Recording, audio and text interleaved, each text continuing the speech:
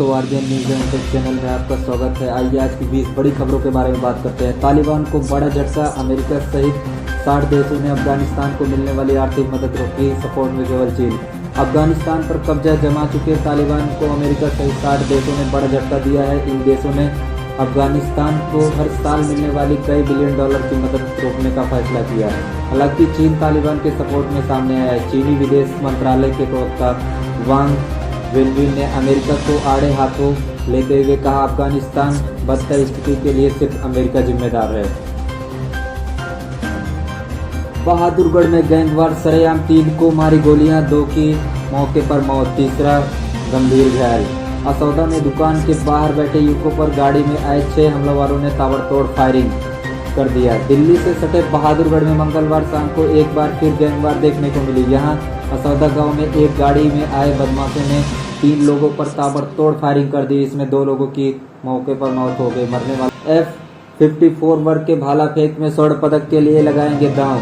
29.66 metre के throw से किया क्वालिफाई। सीएम ने दी बाउल के पैरा एथलीट को बधाई। जापान के टोक्यो में मंगलवार से शुरू हुए पैरा ओलंपिक 2020 के उद्घाटन समारोह में रेवाड़ी जिले के बाउल के रहने वाले निवासी पैरा ओलंपिक खिलाड़ी टेकचंद ने ध्वजवाहक के रूप में भारतीय दल का नेतृत्व किया। पैरा ओलंपिक खिलाड़ी टेकचंद की इस उपलब्धि के लिए हरियाणा के मुख्यमंत्री मनोहर लाल ने बधाई एवं प्रतियोगिता में अच्छे प्रदर्शन के लिए शुभकामनाएं दी। बिहार बीट सीईटी का रिजल्ट जारी। 33,000 सीट पर 1,12,146 पास हुए। समस्तीपुर के प्रीतम और पटना की राखी टॉपर। शिक्षा मंत्री की प्रवेश परीक्षा में 165 सफल हुए। ललित नारायण मिथिला विश्वविद्यालय ने बिहार बीट सीईटी 2021 का रिजल्ट मंगलवार को जारी कर दिया। पुरुषों के वर्ग में समस्ती के रूप में प्रीतम कुमार 105 अंक के साथ टॉपर बने। महिलाओं में पटना की राखी कुमारी ने 103 अंक के साथ टॉप किया। केंद्रीय मंत्री नारायण राणे को बड़ी राहत, स्मार्ट कोर्ट से मिली जमानत। केंद्रीय मंत्री नारायण राणे की बीजेपी की जन आशीर्वाद यात्रा के दौरान रायगढ़ में मुख्यमंत्री उद्धव ठाकरे को लेकर दिए गए बयान के बाद विवाद बढ़ता जा रहा है। बयान को लेकर राणे के खिलाफ 4 अलग अलग थाने में एफआईआर दर्ज कराई गई, फिर पहले उन्हें हिरासत में ले लिया गया।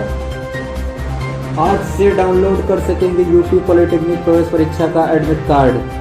यूपी पॉलिटेक्निक प्रवेश परीक्षा का एडमिट कार्ड आज 25 अगस्त को जारी कर दिए जाएंगे। पॉलिटेक्निक प्रवेश परीक्षा में भाग लेने वाले छात्र काउंसिल की वेबसाइट gcup.nic.in पर जाकर एडमिट कार्ड को डाउनलोड कर सकेंगे। आपको बता दें कि पहली बार इस साल यूपी एसडब्ल्यू प्रवेश परीक्षा पूरी तरह से ऑनलाइन आयोजित होने जा रही है। राजकीय, अनुदानित व निजी क्षेत्र की पॉलिटेक्निक संस्था में प्रवेश के लिए 35,04,757 अभ्यर्थियों ने आवेदन किया है। आरबीआई का नियम लागू करने लगे हैं बैंक। 50,000 से ज्यादा का चेक जारी किया तो देनी होगी डिटेल्स, वरना क्लियर नहीं होगा चेक।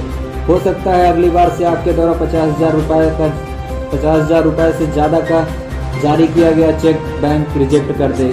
ऐसा इसलिए क्योंकि बैंकों में अब पॉजिटिव पे सिस्टम पीपीएस को लागू करना शुरू कर दिया है। अधिकतर बैंक 1 सितंबर से इसे लागू कर देंगे। आरबीआई ने चेक ट्रांजैक्शन सिस्टम सीटीएस के लिए अगस्त 2020 में पॉजिटिव पे सिस्टम की घोषणा की थी। बेल बॉटम ने चौथे दिन 4 करोड़ 40 लाख रुपए कमाए। सऊदी अरब, कुवैत और कतर में बैन हुई अक्षय कुमार की फिल्म। एक्टर अक्षय कुमार की फिल्म बेल बॉटम ने रविवार को चौथे दिन 4 करोड़ 40 लाख रुपए बॉक्स ऑफिस पर कलेक्शन किया। फिल्म को रक्षाबंधन का अच्छा फायदा मिला। यही कारण है कि बेल बॉटम का पहले वीकेंड यानी 4 दिन का टोटल कलेक्शन करीब 13 करोड़ रुपए हो गया।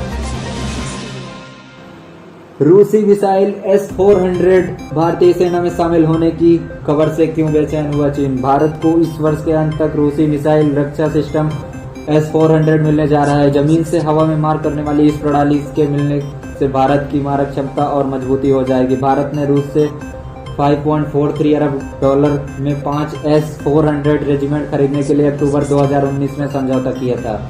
आखिर ऐसा कर सकते हैं। फायरमैन और असिस्टेंट फायर ऑफिसर के 629 पदों पर 16 सितंबर 2021 तक आवेदन किए जा सकते हैं।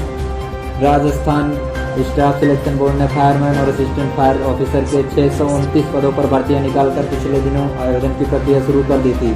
इन पदों पर 10वीं और 12वीं कर चुके उम्मीदवार आवेदन कर सकते हैं। ऑनलाइन आवेदन की अंतिम तारीख 16 सितंबर 2021। उम्मीदवारों का चयन परीक्षा के आधार पर किया जाएगा। आज से रहेंगी दर्जनों ट्रेनें कैंसिल, घर से लिस्ट देखकर ही जाएं स्टेशन। 25 अगस्त को करीब 3 दर्जन ट्रेन का शेड्यूल बदल दिया गया है, इनमें ज्यादातर ट्रेनें कैंसिल है। 7वां वेतन आयोग, इन कर्मचारियों की 35,000 रुपए तक बढ़ गई सैलरी, सरकार ने पूरी की बड़ी डिमांड। गुजरात में हड़ताल पर बैठे 2000 से ज्यादा डॉक्टरों की एक बड़ी डिमांड राज्य सरकार ने पूरी कर दी है। इससे उनकी सैलरी में हजारों रुपए महीनों की बढ़ोतरी होगी। गुजरात सरकार ने सरकारी अस्पतालों के डॉक्टरों और मेडिकल कॉलेज के शिक्षकों के लिए 7वें वेतन आयोग की सिफारिश के रूप में नॉन प्रैक्टिकल अलाउंस को मंजूरी दे दी।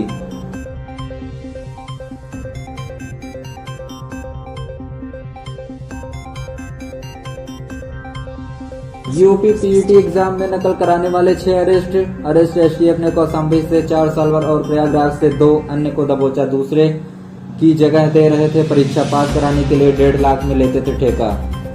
Uttar Pradesh UP SSSC PET test परीक्षा का आयोजन मंगलवार को राज्य भर के 2253 केंद्रों में किया गया था। इस दौरान यूपी की स्पेशल टास्क फोर्स ने नकल कराने वाली सॉल्वर गैंग का भंडाफोड़ किया। इसमें 4 सरगनों को कौशाम्बी व 2 अन्य सदस्यों को प्रयागराज के नैनी क्षेत्र से गिरफ्तार किया गया है। इनमें एक सदस्य दूसरे की जगह परीक्षा दे रहा था, सभी को जेल भेज दिया गया है। वहीं आयोग के कार्यवाहक ओम नारायण का कहना है कि परीक्षा रद्द किए जाने की बात अफवाह थी, किसी भी तरीके की कोई भी पेपर लीक नहीं हुआ।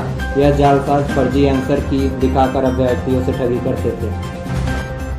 28 लाख सरकारी कर्मचारियों को यूपी सरकार का बड़ा तोहफा, अब 11% की बड़ी दर से महंगाई भत्ता मिलेगा। राज्य के 16 लाख कर्मचारियों और 12 लाख पेंशनधारकों को मिलेगा फायदा। उत्तर प्रदेश की योगी सरकार ने 28 लाख सरकारी कर्मचारियों व पेंशनधारकों को रक्षाबंधन के तीसरे दिन बड़ी सौगात दी।